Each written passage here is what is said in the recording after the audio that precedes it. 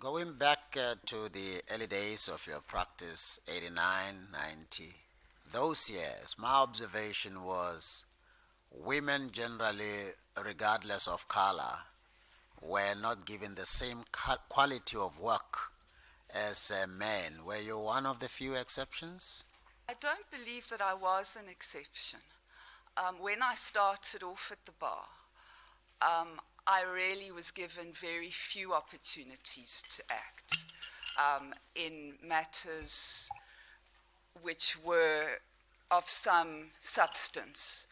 I also didn't get very many junior briefs, which I think is something that was of concern to me, because I believe that that is a primary mentorship position.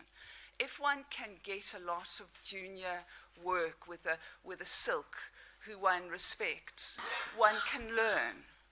And I didn't get a lot of that. And I think it was because of my gender.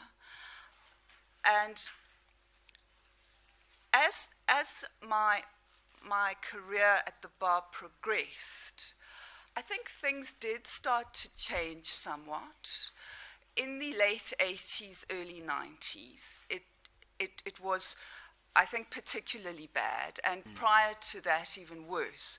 There's definitely been a movement forward in relation to gender inclusivity. And long may it last and progress and get stronger and stronger, because it's obviously something that has served the profession.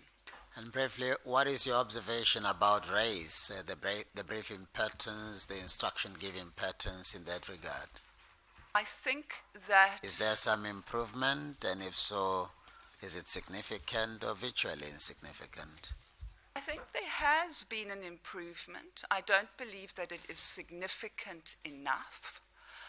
I think that the fact that steps have to be taken, as the recent 3 junior rule that's been taken at the Johannesburg bar, I think it's lamentable that that sort of artificial approach needs to be put in place.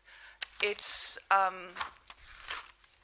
regrettable state of affairs that the firms and the council, that is Silks, who are bringing juniors in, are not moving at the kind of pace that they should be moving at, and that they have to have these measures enforced on them. But to the extent that one has to do it, one must do it. We're moving too slowly, but there is a movement. Just the last quick question on fees. Yes. What can be done to regulate fees? And I'll tell you why. Last night a colleague called me to say somebody who was acting on behalf of client on a contingency basis billed line for about 1.2 million for a day's appearance. That's the Constitutional Court. What have you to say to what is it that can be done to arrest this? Because for me, even 250,000 for 1 day's appearance, it's a lot of money. But 1.2 million, that's I think a high court's yearly salary, if I'm not mistaken. Well, it's obscene. It's obscene that people should be put to having to pay those amounts of money, and there should be constraints put in place.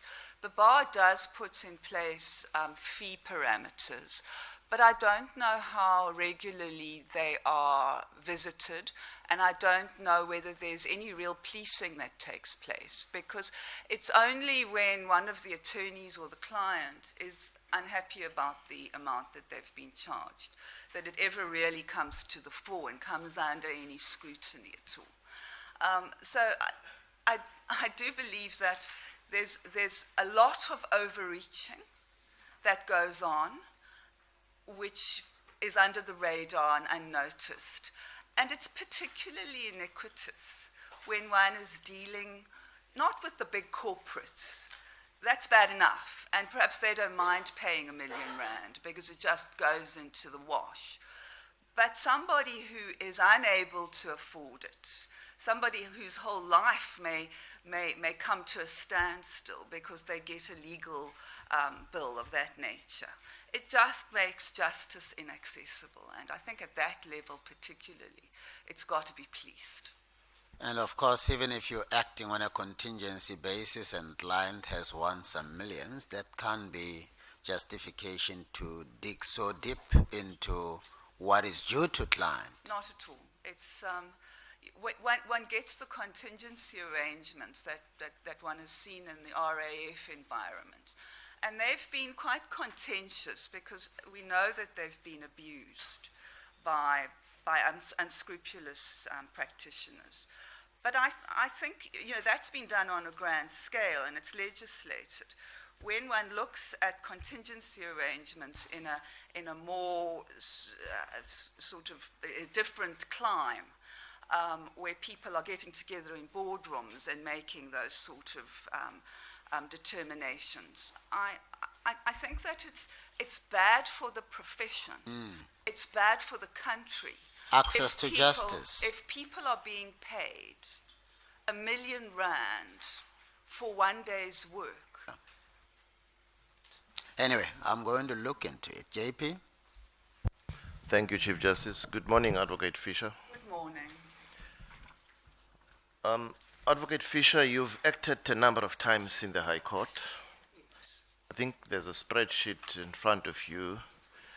You've said you've acted for a total of 19 weeks. 19 weeks. I seem to have an extra week there. That's why it says 20. But anyway, I'll settle with your 19 weeks.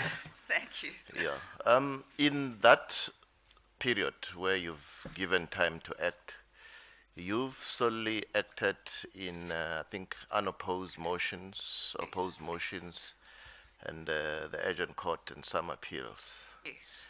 Now, do you think that was enough to say to you, you are ready to raise your hand and be interviewed to become a judge? Well, I've acted over a period of, since 2011. I do believe that I've grown significantly from the first acting stint that I did over time.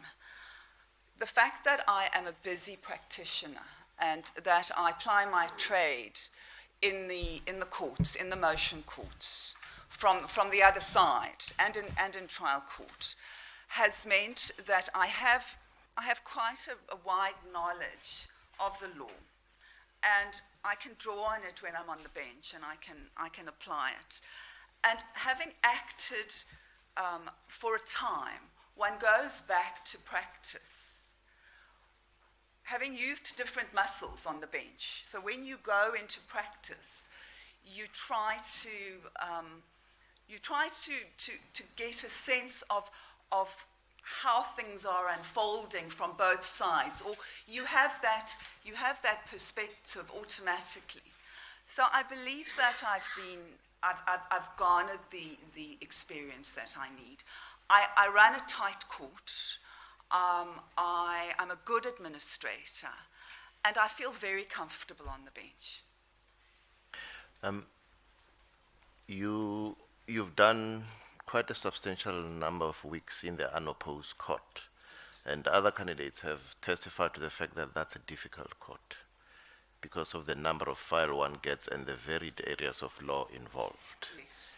And then you've done quite a fair number of weeks in the opposed motion court. Yeah, I just want to stick to the opposed motion court briefly. The opposed motion court practice in Johannesburg changed in the last 3 years. Yes, And you were caught in the middle of it. I was. Now, the previous practice was the matter would be enrolled on the Thursday and the judge must hit the ground running the next Tuesday. Now, when that practice was changed, there was resistance from the Johannesburg bar. Yes. You remember that? I do. In what way were you instrumental in helping a change of attitude to embracing the new system where a judge now has 2 full weeks to read the file and be ready?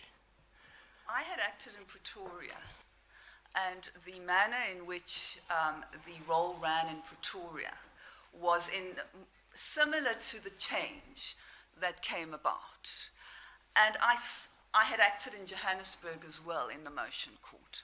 And the change was astonishing in the sense that when one was in Pretoria, you got the file before, you could sit, you could read it, you could digest it. In Johannesburg, under the old dispensation, it was a free-for-all as far as the putting down of matters on the roll. So it served counsel quite well because they got their matters heard. There were times when, as counsel, I was in a motion court, and I had 5 matters in 1 week in the opposed motion court. And that obviously worked for counsel, it worked for attorneys. But when I became a judge and I worked under that dispensation in Johannesburg, it was virtually impossible to get the papers read. And I'm generally very fastidious about making sure that I read the papers because I don't think you can give a proper hearing if you haven't. And to be given on Thursday 12 matters that you need to sit and read, and then a further 12 come in midweek, it's impossible to keep yourself abreast of the facts, and it's impossible for you to give the kind of hearing that you would like to give. So what you're trying to say is judges were most often led by counsel through the papers rather than them having been prepared. Yes, which is not the best way for a hearing to take place. Yeah. It makes it longer, and it also gives perhaps an unfair advantage to the person who's standing up first. And ultimately, it's about the rule of law. It's about the rule of law. If you cannot get a proper hearing because papers have not been read, because the judges are simply overworked, you're dealing at the very rock face of a judge's function. So whilst, had I not acted, I might have been at one with the Johannesburg Bar and the committee that was saying, we don't want to go onto a new system which is going to slow down the progression of justice, etc., etc. I was able to talk to the committee. I was able to say, it is impossible for judges to give a proper account of their positions with the kind of workload in Johannesburg. And I was very pleased to see that the transition was quite smooth ultimately. Well, it has resulted in counsel placing less matters on the roll. Yes. But at least judges now have time to prepare and be ready for their matters.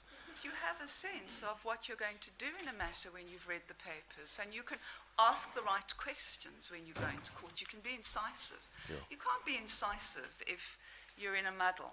And it's a system that works, and I think that the Johannesburg Bar now understands that they get better judges, they get better hearings, and they get a better result at the end of the day. Thank you. You've also sat in the Asian court. Yes. Right. And in your appeal stints, you wrote some criminal appeals? Yes. Right. Just moving over to your list of judgments that you've written. Yes. You've put almost all of them there, and you've also put the Mbana judgment there. Yes. The man who says you don't have the judicial temperament to be appointed. Just before we get to him, I see a total of about 41 judgments. That's spending all the time you've acted. Yes, those are my written judgments. I've also handed down ex-temp judgments, about 40. Extempore? Yes. Right. That's when you sit in the criminal appeal court? No, when I've done it in motion court. Okay. Because when one's got time to read the papers and it's a simple matter, it's often best to just give it that day so people can know what their position is. Yes. The period from when the matter was heard and when judgment was heard is roughly a month, up to 2 months, but mostly it's a month. There's only one judgment, I think number 24, the matter of Leonard Dube versus the RAF, yes, which was reserved in November and was handed down in March. That's right. Was there anything in particular about that particular one? Because it stands out as an exception to your record. It is exceptional. It's exceptional for two reasons. Firstly, it was an important matter for the RAF court because what had been happening, and I had discussed the problem with the DJP. What had been happening is that there was no real set process in relation to what would happen when a minor child got a significant amount of money as an RAF payment. So very often one would find that it simply went into attorney's trust account and was then given over to the plaintiff, who would have generally been a parent or a guardian, as and when it was needed. In fact, the plaintiff in this instance was able to give an instruction that the full 3 million rand just be paid over to him. And I believe that it's necessary for some sort of constraint to be put in place. So I gave a judgment in relation to the fact that a trust was preferable. The matter then was postponed and came back to me because the attorney had to go away and find a trust structure. I then drew, as part of my judgment, it doesn't appear in the law report, but I drew as part of my judgment the trust deed. And I also set out in the judgment the kind of limitations that should be put in place on the type of trust deed where you have trustees looking after a minor's funds. And I gave a judgment that says very often parents of children are not qualified to invest the money, to look after it for the child. And thus a trustee is often a board of trustees, including the parent, which is a good thing, is generally a proper approach. Yes. Thank you very much, Chief Justice. I've got no further questions. Thank you, JP. MSc.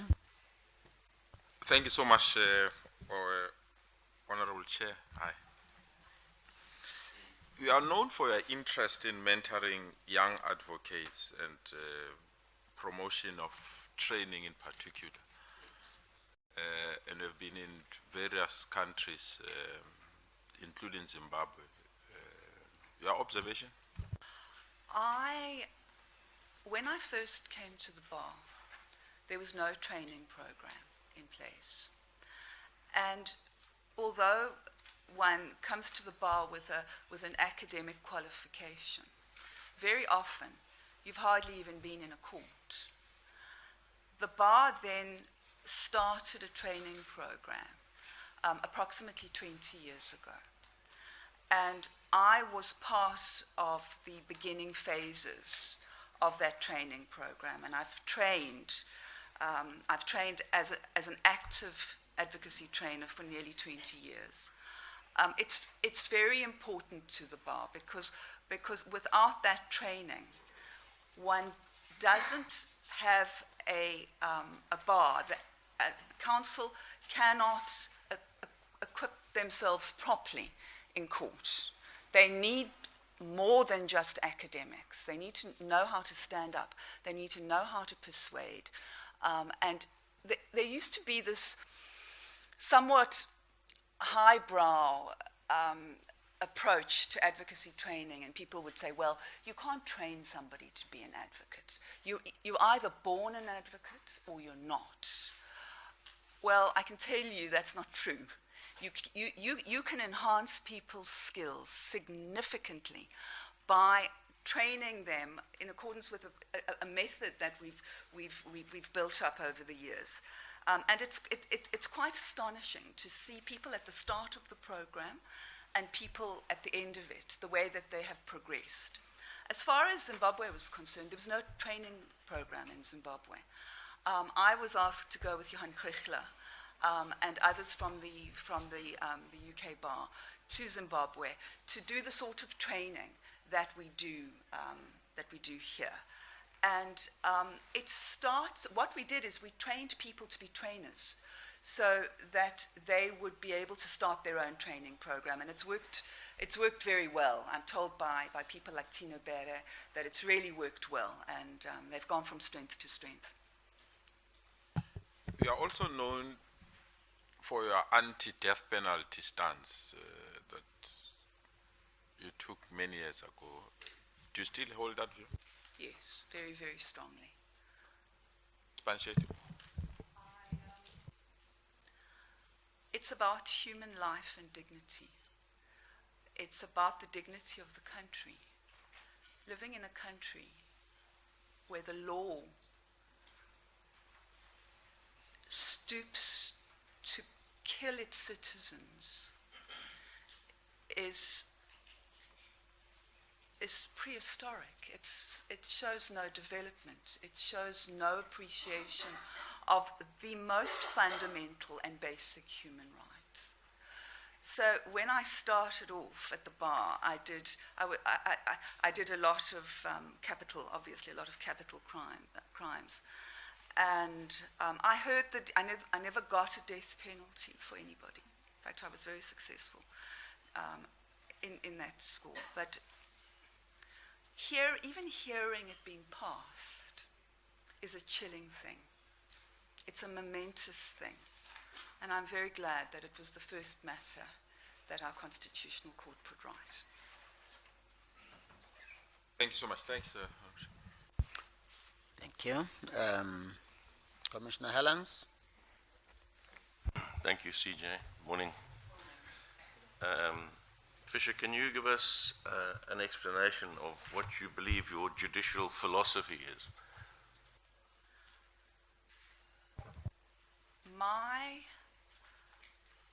My philosophy is that everything boils down to a protection of the rule of law.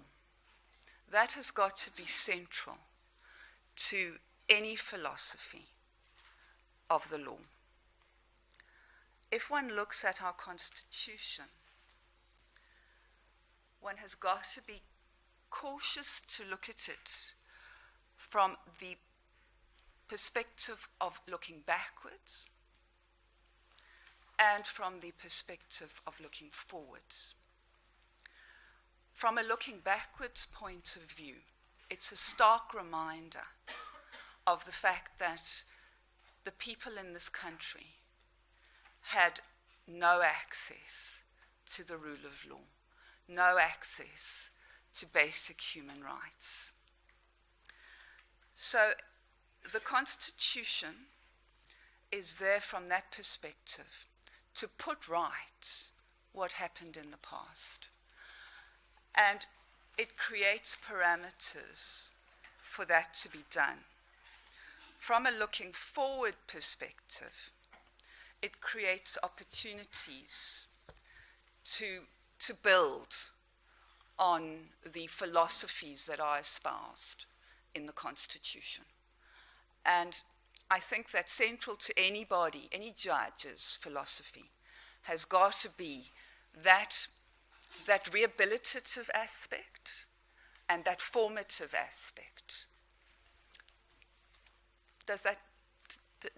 Is that a Your answer, a proper your answer is answer. Your answer is your answer. Can you explain to us your understanding of the doctrine of the separation of powers? The separation of powers means that the various arms have their separate duties. So when one looks at the judiciary and one looks at the judicial function, in that context, it's often been called into question how far the judiciary can tread into the area of power of the legislature, of the executive. And I think that one must be cautious to shrink from comment as a judiciary. I think to say, well, that's not my turf, so to speak, so I'm not prepared to go where angels fear to tread. I think that one must obviously be cautious to apply the law, but one should do as much as one possibly can to make sure that the decision makers and the people that carry out the legislation are doing so in a reasonable, rational, and proper way, as the arm that safeguards the rights under the Constitution. I think a last question. For how long did you reserve your longest reserve judgment? I think that was the Dubé judgment. You'll see that I generally give the judgments in the same week.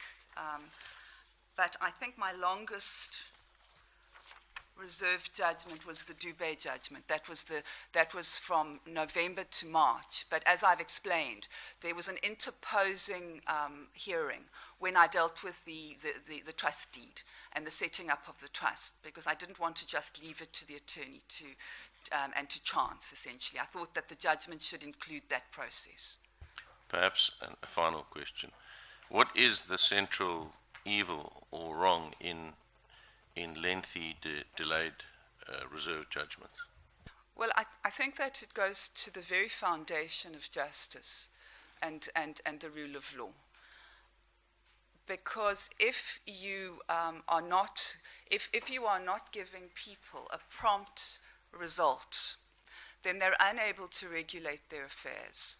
And that can have varying degrees of injustice in it. If you're, for example, dealing with a prisoner who is incarcerated and you don't give your judgment on appeal for a lengthy period of time, that hits at the very heart of the Constitution, the right to freedom. If you are dealing with a commercial matter, the ability of people to regulate their affairs is very important. People need to know whether they have a roof over their head and how long they've got to do what they need to do if they may not. It goes to the very heart of the rule of law, Commissioner Helens, if one delays. And I'm very, as you see from my record, I'm very cautious to give my judgments as soon as I possibly can. Thank you, CJ. Thank you, Commissioner Helens. Commissioner Nyambi. I'm fine, CJ. Thank you. Commissioner Singh. Thank you very much, CJ, and good morning, Advocate. Firstly, let me say I agree on what the Constitution says about the death penalty at the moment. Okay, and you also have strong views. But there's also a view out there in the public. If somebody walks in here with whatever firearm and guns all of us down. Commissioner, in line with our agreement, would you like to put a question to her? Yes, yes. What would you say to the victims, the injured parties, which would be all our families here, if somebody walks in unprovoked and guns us down in terms of the application of the death penalty? That's my first question. Second question, in your questionnaire, Advocate Fisher, item 9, section 2.2 and 6.3, when it comes to particulars of community and other organizations, Yes. you say none. That's right. When it comes to publications, you say not applicable. Yes. And when it comes to which cases you have appeared would you regard as being the most significant and why, you say none stand out as overly significant. So I just wanted you to just expand on those three answers that you've given us. Yes, I will. Thank you, Chair. I'll start. In relation to the first, in other words, if a person comes here and shoots, is that not an appropriate case for the imposition of the death penalty, or what? Yeah, I'm asking her view on that. Okay, Because yes, victims, the injured Yes. parties would also. Thank you. Thank you, Commissioner. You see, obviously one would feel differently if, sorry, excuse me, I've opened the water and it went awry. If one is a family member of somebody who is hurt or murdered, one feels a level of retribution being required that is perhaps not commensurate with the way in which the law should weigh up and view the particular offence. The law has got to take into account the various balancing aspects. The law has got to be merciful. You can't be merciful. You can't, and the law is enjoined to do that when sentencing. You can't be merciful if you feel a measure of your own sense of loss. So that's the first thing. So it's not, when one compares it to the kind of fervour that a family member might feel, it's not a proper comparison. And secondly, in relation to whether the death penalty is ever appropriate,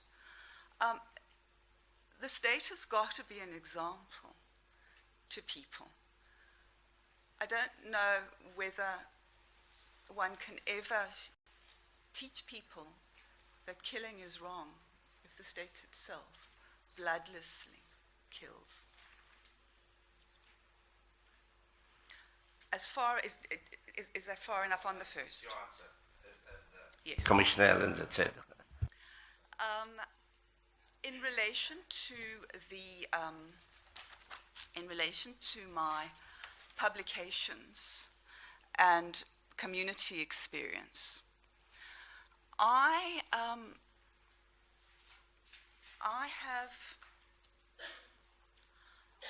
been a very busy practitioner.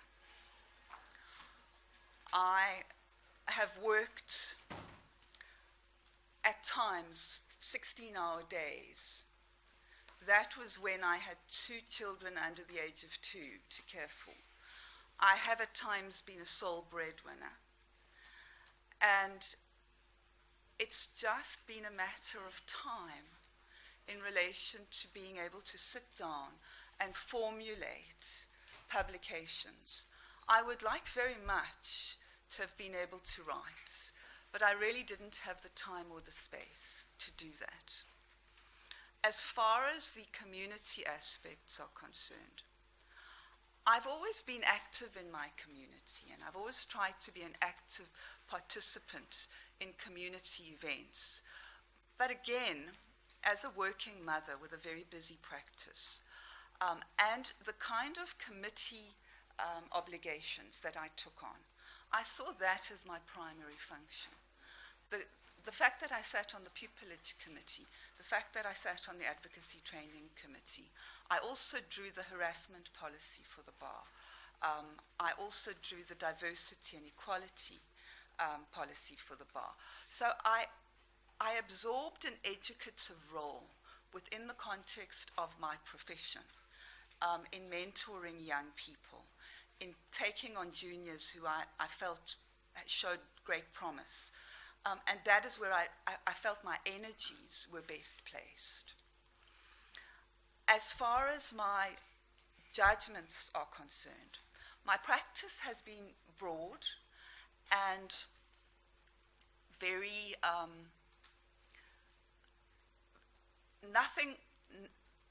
very little fanfare to it. It's just been the insolvency, the kind of thing one gets at the rock face.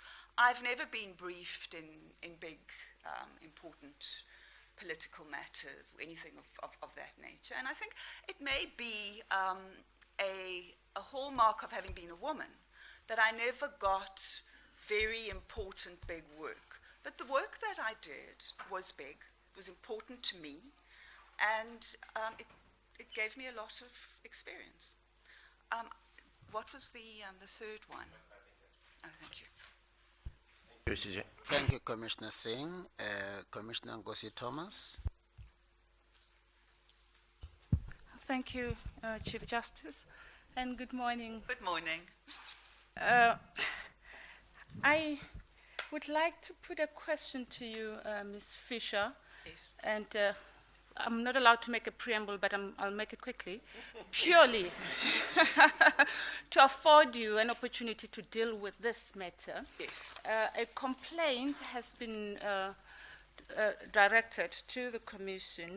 It's actually an objection Yes. against your appointment. You probably are aware of that. Yes, I've And, read it. Yeah, and it has to do with a matter over which you presided between, I think, Sivubo and the Development Bank of South Africa. That's correct. It was a construction matter, it would appear. It was. Yes. So the gist of the complaint is that you lack judicial temperament, and Yes. there's also a complaint about how you arrived at the cost order, because it would appear you ordered the attorney to pay the bonus proprius. So would you like to explain the circumstances? What are we to make of this complaint? Yes. This was a matter where judgment had been handed down, so it was really an interlocutory matter. And what had occurred is that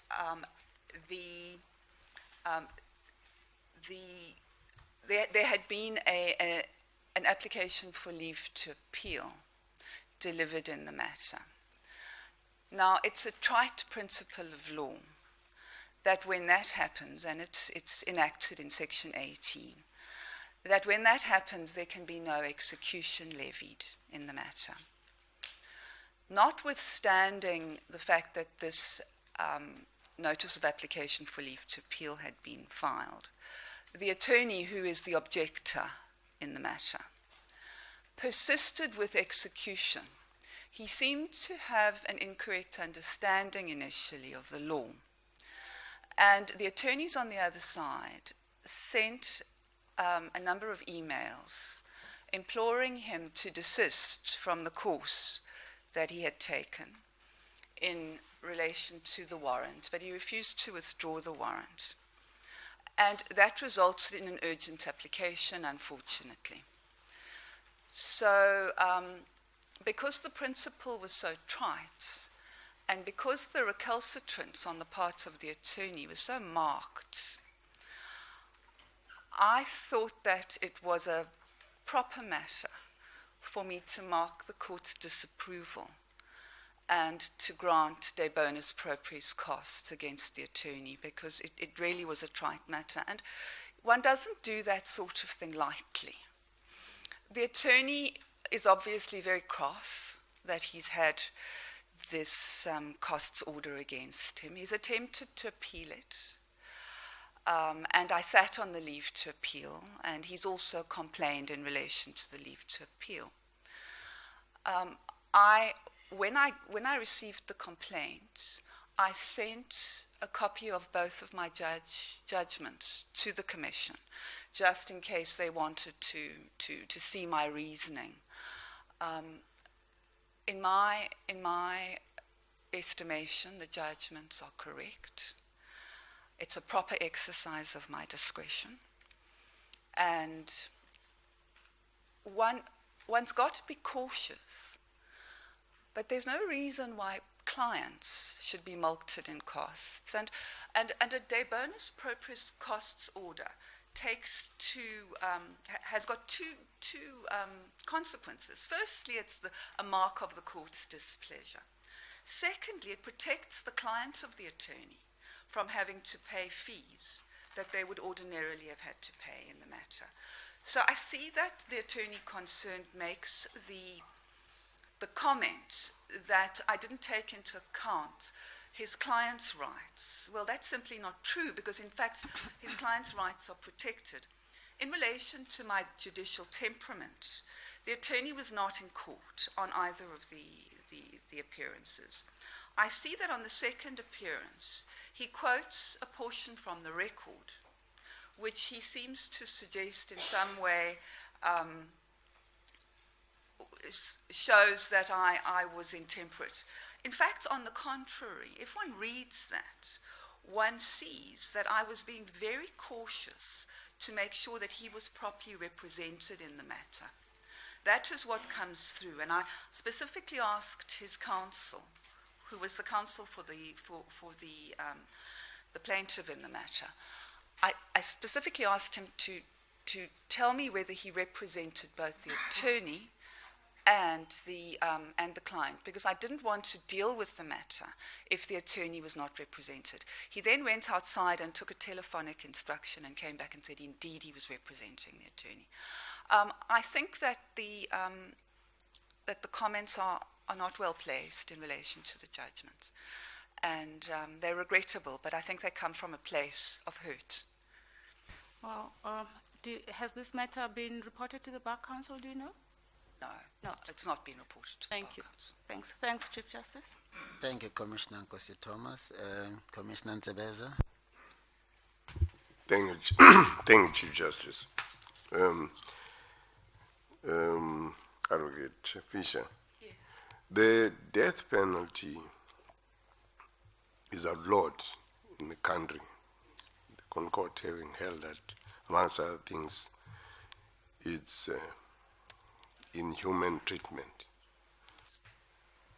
Now, the consequence, of course, has been sentences like 2 death sentences and hundreds of years in jail. Life imprisonment, where people conceive life to mean life. Otherwise, spend the rest of your days in jail. I just wanted to get your ideas about whether those kinds of sentences themselves are not cruel and inhuman treatment, and how one balances philosophically the one extreme of imposing an endless period in jail when there is an anticipation that in a normal and democratic society there's provision for rehabilitation or a possibility of rehabilitation. I think that's, with respect to you, a very good question, because, as I said, one of the things that one needs to do is temper punishment with mercy. So when one is faced with heinous crimes, I think that one has got to shy away from having emotional reactions to it. And one has got to take into account the rehabilitative aspect, which is an important aspect in sentencing, in the imposition of sentencing. Because I think that if a person is put into prison under circumstances where there is no respite and no ability for him to enter into any, or her, to enter into any rehabilitative process, one loses one's sense of aspiration. One loses one's ability to progress as a human being. And I think one's got to be cautious about life meaning life under those circumstances. I think that life should only mean life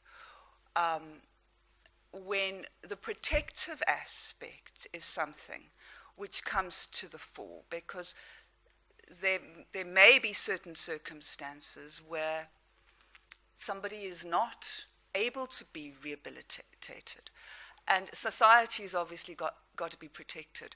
But the rights of the prisoner have also got to be regarded as just as important in the weighing up exercise. Thank you, Chief Justice.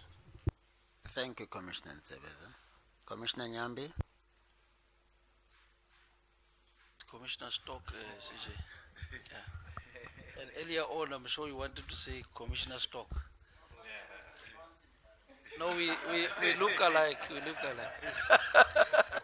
No, thanks, CJ. Advocate Fisher, I know in your earlier responses you have indicated that you are very passionate about training and the mentoring of the young advocates. So I would like to know, just very briefly, share with us some of the challenges that we experience, and if there are any good stories or success stories, just very briefly. Well, I think that there are very real challenges that are facing the bar in relation to pupillage. And one of the major bars to entry into the profession is poverty. I've heard stories of young pupil advocates having to sleep in their master's chambers the night before a trial and wash out their shirts in the basin at chambers and try to dry it on the radiator so that they could be able to be at chambers because they didn't have the taxi fare to get in to go to court.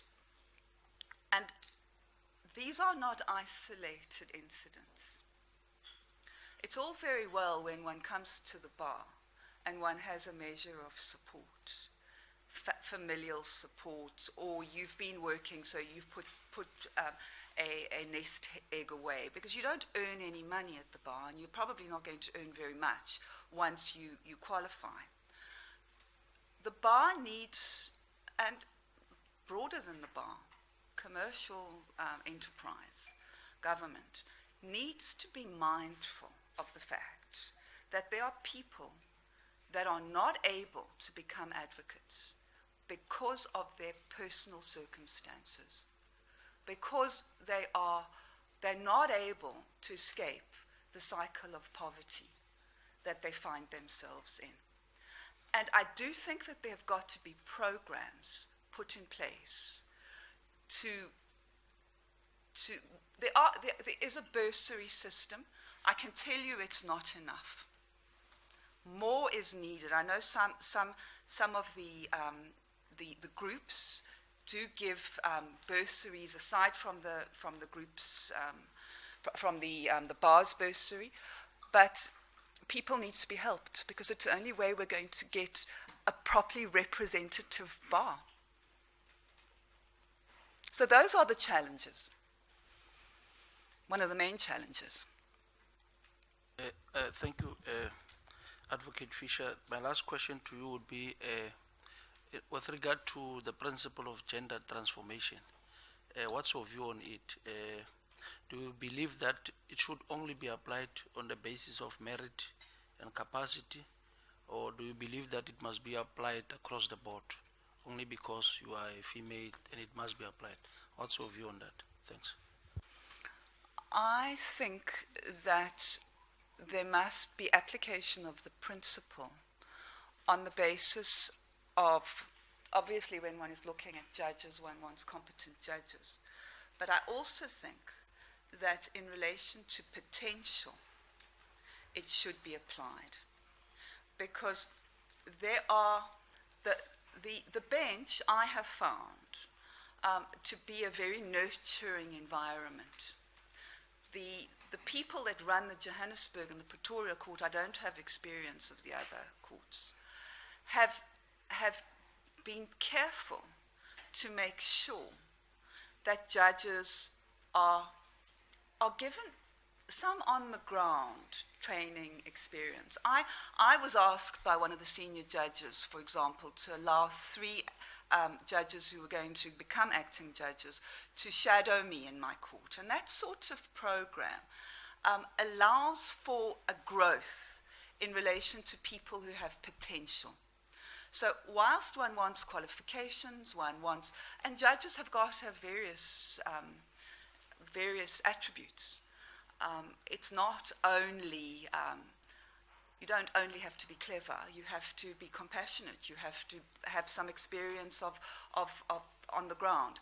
So I think that merit is one thing, but we need black women in positions of authority and power, and to the extent that they need mentoring, they should be given that mentoring, and they should be given the opportunity to take the office in the context of gaining experience and being mentored.